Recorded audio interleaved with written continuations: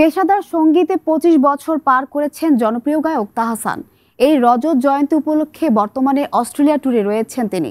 কিন্তু সেখানে গিয়ে আচমকা গান ছাড়ার ঘোষণা দিবেন সেটা হয়তো কেউ কল্পনাও করেনি। আলো আলো ছুঁয়ে দিলে মনের মতো জনপ্রিয় গান এখনো দর্শকদের কাছে টানে। গানের ক্যারিয়ারের এত ভালো সময় পার করলেও হঠাৎ কেন গান ছাড়ার ঘোষণা দিলেন তাহসান? বিস্তারিত জানবো রিপোর্টে।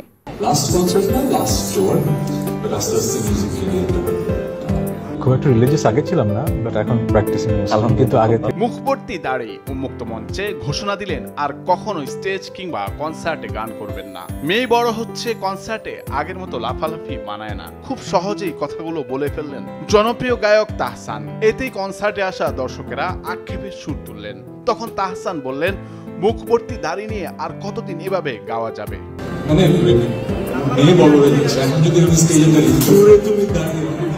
জনপ্রিয় সঙ্গীত শিল্পী ও অভিনেতা তাহসান খান শোবিজ দুনিয়া থেকে নিজেকে একেবারে সরিয়ে নেওয়ার সিদ্ধান্ত নিয়েছেন। ১ বছর আগে অভিনয় থেকে দূরে থাকার ঘোষণা দেন তাহসান। সম্প্রতি তিনি জানিয়েছেন সঙ্গীত জীবনেরও ইতি টানার পরিকল্পনা রয়েছে। প্ল্যান আসলে যে আগে কখনো করতাম না, এটা যে ভালো একটা গুণ ছিল আমার, সেটা এখন বুঝি। সোশ্যাল মিডিয়ায় ভাইরাল একটি ছবিতে দেখা যায় তাহসান একজন আলেম থেকে ইসলামিক বই হাতে নিচ্ছেন। নেটিজেনদের একাংশ মনে করছেন ধর্মচর্চা করা কিংবা আত্মতুষ্টির জন্যই কি তিনি শোবিজ দুনিয়া থেকে নিজেকে সরিয়ে নিচ্ছেন। মুখে এ ব্যাপারে কিছু না বললেও নেটিজেনরা দুয়ে দুয়ে ৪ মিলিয়ে এমনটাই ভাবছেন।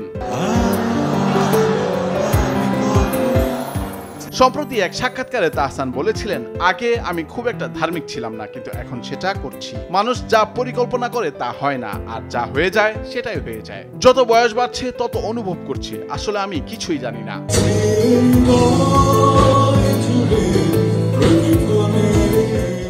আরো এক সাক্ষাৎকারে তাহসান জানিয়েছেন তিনি চান মানুষ ধীরে ধীরে তাকে ভুলে যাক। তিনি বলেন, বিনোদন অঙ্গনের আড্ডায় আমি আর নেই, এটাই আমার শেষ সাক্ষাৎকার। অন্য কিছুর পরিকল্পনা আছে, কিন্তু সেগুলো একান্তই ব্যক্তিগত।